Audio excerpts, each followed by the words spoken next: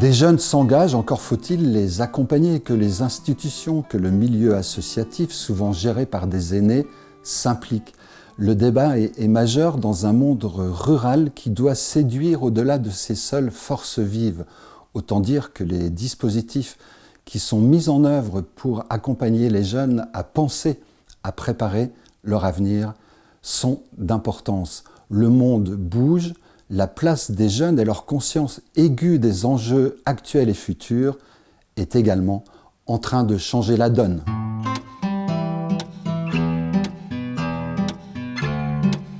L'an passé, j'ai effectué un service civique à la fédération départementale des MJC, donc à Nancy. Ça m'a permis de découvrir le fonctionnement des associations dans plusieurs territoires de tout le département, donc dans le milieu rural et dans le milieu urbain. L'année dernière, j'ai aussi commencé à écrire des piges pour l'Est républicain, où là, j'ai pu commencer à m'intéresser vraiment à la vie active dans les communes rurales. Et depuis cette année, je suis président de la MJC qui a été créée également cette année, donc la MJC d'Eratias de Pau-Ouest, la MJC de Gézancourt. Notre rôle dans l'accompagnement en fait, de jeunes qui veulent s'engager dans les associations, c'est un soutien. On est là en soutien logistique, en soutien administratif, en aide ou en idée de projet, surtout pour les accompagner et justement que tout ce qui va être le champ administratif un peu rébarbatif, un peu compliqué, qui nécessite de longues formations, un peu d'expérience, ne soit pas un frein à leur engagement et au développement de leur projet. L'engagement des jeunes dans les associations, il est aujourd'hui, je pense, différent. Voilà.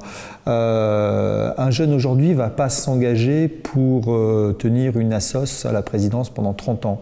Les jeunes s'engagent aujourd'hui, les jeunes s'engagent en masse, mais sur des engagements plus courts, sur des actions citoyennes, des actions de protection de l'environnement. Les jeunes s'engagent sur du projet.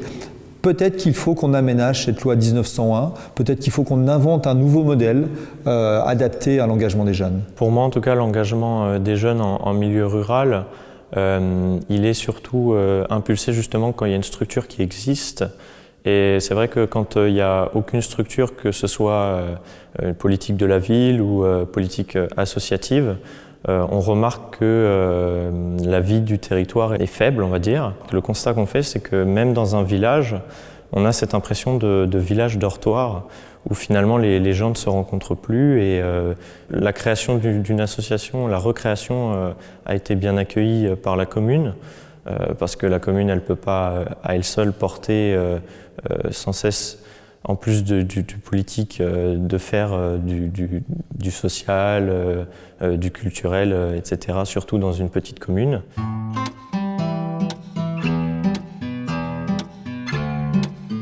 Je suis agricultrice depuis une dizaine d'années sur le village, avec une installation hors cadre familial. Un vrai choix de vivre en ruralité. Voilà. Donc je suis mariée, mon mari lui travaille à l'extérieur et a fait aussi ce choix-là, même s'il travaille à Nancy. On ne voulait absolument pas vivre ailleurs qu'à Vis-en-Bas. On aime profondément notre secteur. Depuis 10 ans, depuis qu'on est installé ici, je trouve qu'on a perdu un peu de cette... on a perdu des services. Donc déjà, le bus qui venait vient plus. La première année, on se dit, bon, bah, c'est dommage. Ensuite, c'est l'école qui ferme. Alors ça, un vrai désespoir pour une commune comme celle-là. Et là, on se dit, ben mince, qu'est-ce qu'on pourrait faire, même si c'est des petites choses, etc. Eh ben, allons-y, essayons un peu de faire bouger tout ça, et de donner envie aux gens, en fait, de revenir vivre dans nos villages et d'avoir ce sentiment d'être fier, d'être de Vis-en-Bas. Voilà. Ça a été un peu ce qui m'a poussé à m'investir. Et puis, des gens dans le village aussi que j'ai rencontrés, voilà, on parle, allez, on essaye de faire quelque chose. Et en fait, en un an, on a réussi à monter une équipe, on était même une vingtaine, pour présenter une liste aux élections municipales, en fait. Voilà. Donc je suis devenue maire de ma commune depuis le 3 juillet 2020. Voilà. Les premiers matins, en me levant, on ne va pas se mentir, je dis, oh là là, il y a ça aussi, c'est pour de vrai, quoi. Voilà, on y est, il faut y aller, puis il y a une charge de travail qui est là. Puis il ne faut pas décevoir non plus, voilà. C'est important.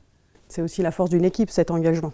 C'est pas Rachel toute seule, voilà, on est 11 avec des gens très investis également à mes côtés, quoi. Alors j'espère que les enfants du village seront aussi attachés que moi, à ce village, resteront. C'est vraiment, on fera tout pour, en tout cas. Alors après, il faut aller voir le monde, ça, évidemment, je les empêcherai pas de le faire, hein, au contraire, mais qui se rendront compte comme on est bien ici et tout ce qu'il y a à faire ici, quoi.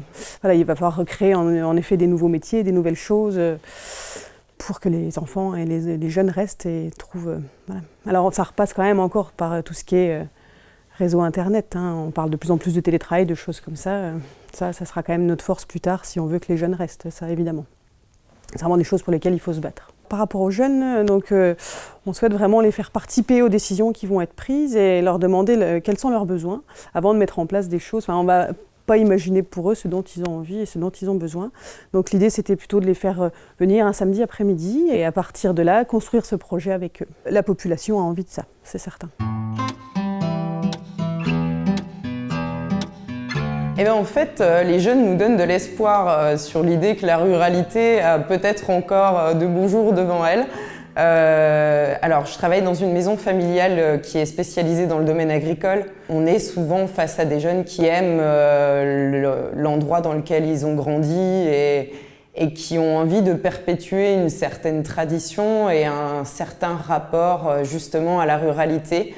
L'intérêt de ce métier pour moi, c'est de compiler différentes compétences qui sont en résonance avec mon parcours personnel.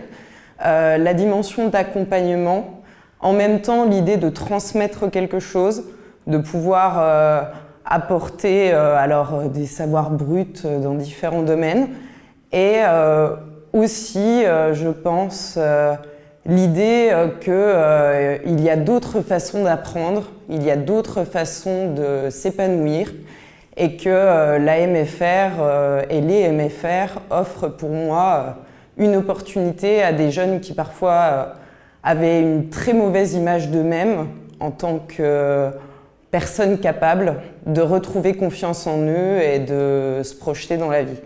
Je pense que c'est indispensable de s'intéresser aux jeunes, à leurs projets, parce que justement c'est la meilleure manière de les accompagner et de les aider à construire un peu leur avenir avec eux. Je pense que la place des jeunes aujourd'hui, c'est vraiment quelque chose qui est en train de changer, qui est en train de bouger. Je pense qu'il y a encore de ça pas si longtemps que ça, on existait peu, nous les jeunes, que ce soit les jeunes qu'on accompagne ou nous, jeunes moniteurs, jeunes adultes. Pour autant, je pense que ça change tellement que le monde qui nous entoure est en train de prendre conscience des changements et de l'importance qu'on peut avoir pour demain. Ce qui me ravit, en fait, c'est que les jeunes s'investissent au nom de valeurs où l'éducation est prioritaire. Il n'y a pas de fatalité quand figure en première place l'éducation. J'ai toujours en tête ce propos de Paulo Freire, le grand pédagogue brésilien, qui dit « Personne n'éduque autrui, personne ne s'éduque seul, les hommes s'éduquent ensemble par l'intermédiaire du monde. »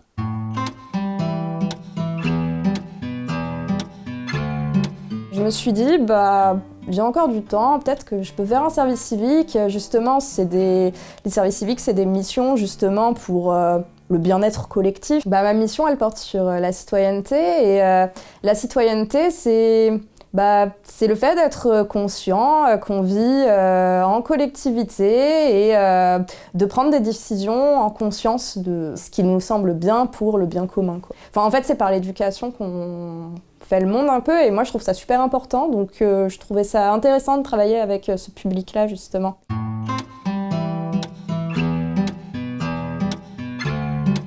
De 4 ans à 14 ans, j'étais donc à l'école qui suit la pédagogie Steiner.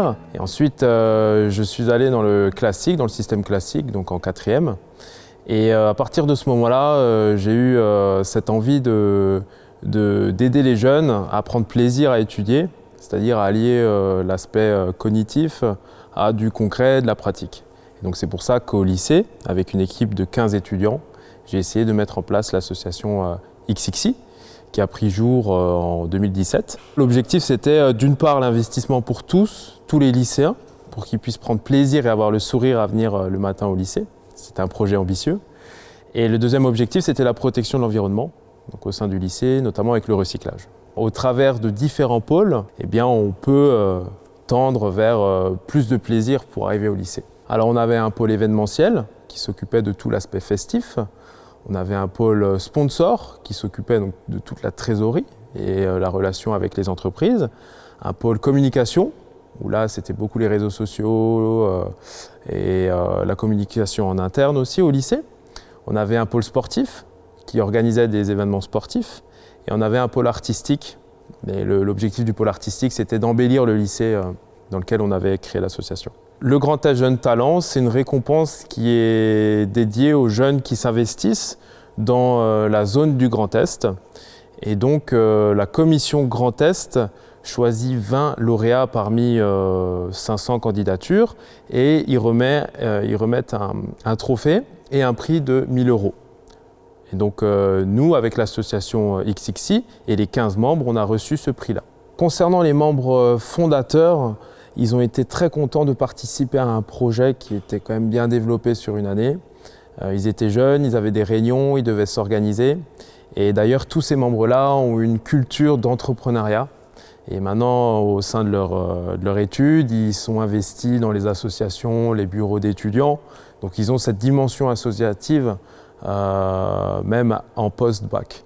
Donc cette expérience m'a permis de prendre un club de handball en charge, avec plus de 150 licenciés. Et donc voilà, là je suis encore en formation, en BTS.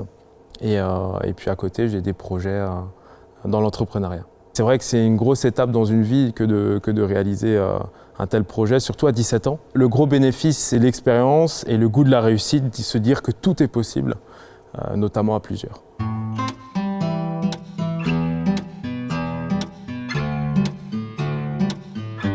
Pour commencer, j'ai d'abord été une jeune engagée dans la communauté de communes Soarpech-Heilbronn. Donc c'est la communauté de communes dans laquelle j'habite, donc où se situe mon village. Et ensuite, je suis devenue animatrice au sein du service jeunesse, où nous avons organisé pas mal de projets, notamment sur le sujet de l'environnement. Pour être conseillère régionale des jeunes, j'ai d'abord vu l'appel à candidature de la région Grand Est. Donc j'ai de suite eu envie de participer parce que j'avais envie de porter un petit peu la voix des jeunes du milieu rural et également de m'engager à une plus grande échelle que la communauté de communes où j'étais déjà bien engagée. Donc c'est forcément un petit peu spécial quand on arrive dans un aussi grand hémicycle et alors qu'on n'a jamais fait ça. Mais c'est aussi un challenge pour moi parce que je suis plutôt de nature timide. Donc c'est finalement un défi que j'essaye de relever au mieux et pour pouvoir donner mon avis dans le groupe. Nous sommes 72 répartis sur tout le territoire du Grand Est. Nous travaillons sur plusieurs sujets, donc notamment le sujet de l'environnement. Je pense que le but de créer le Conseil régional des jeunes, ça a été de donner la parole aux jeunes du territoire du Grand Est. Mais par contre, même si toutes nos actions ne sont pas forcément retenues, les élus du Grand Est vont forcément l'entendre et peut-être au fil des ans le développer tout de même. Au départ, quand je me suis engagée, j'étais vraiment venue dans une optique de découverte.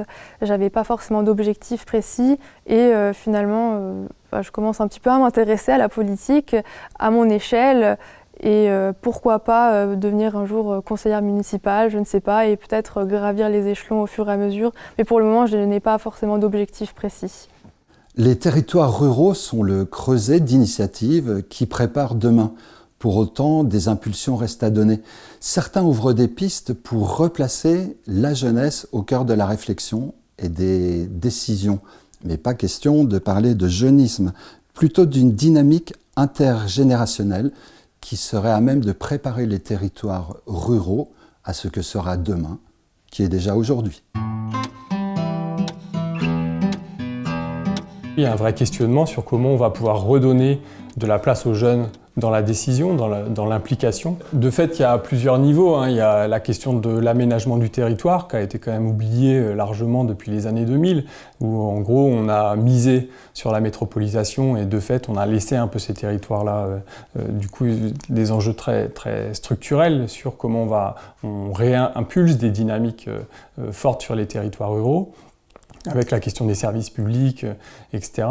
Il y a la question de comment on peut donner, en particulier sur les enjeux de jeunesse, des outils aux décideurs, aux élus, au sein des communautés de communes, des communes, des outils d'ingénierie notamment, parce que ça reste des questions qui ne sont pas simples, l'implication des jeunes et de leur donner la capacité de participer de la décision, de s'impliquer sur leur territoire, etc. Ça, je pense qu'il y a un grand enjeu d'avoir des gens qui sont en capacité à la fois de penser les enjeux de la jeunesse, à la fois en termes de mobilité, de logement, d'emploi, etc. Et puis de penser ces enjeux-là de manière transversale avec le développement du territoire. Et ça, c'est des compétences qui se sont un peu évanouies et qu'on aurait besoin, auxquelles on aurait besoin de redonner. Et puis il y a un troisième niveau qui est sur de repenser les fonctionnements démocratiques au sein des structures, au sein des associations, des conseils municipaux, etc. Parce que nos structures démocratiques, elles sont quand même pas très en forme, quoi. Dans les conseils d'administration, pour beaucoup, on s'y ennuie souvent, etc. Et ce serait intéressant, me semble-t-il, pour l'ensemble même des générations, que de repenser des espaces comme ça démocratiques par l'implication des jeunes, mais qui viendraient aussi redynamiser pour l'ensemble des participants cette vie démocratique. 18% des jeunes ruraux sont bénévoles. C'est une étude de l'INJEP qui avait été faite en 2017 qui montrait bien qui s'impliquaient plus d'une fois par semaine, alors qu'on est plutôt à 13% pour les jeunes urbains. Donc on voit qu'il y a une appétence à l'implication, à la prise en compte, le fait de s'investir sur les territoires, et les différents témoignages du reportage le montrent bien, quoi.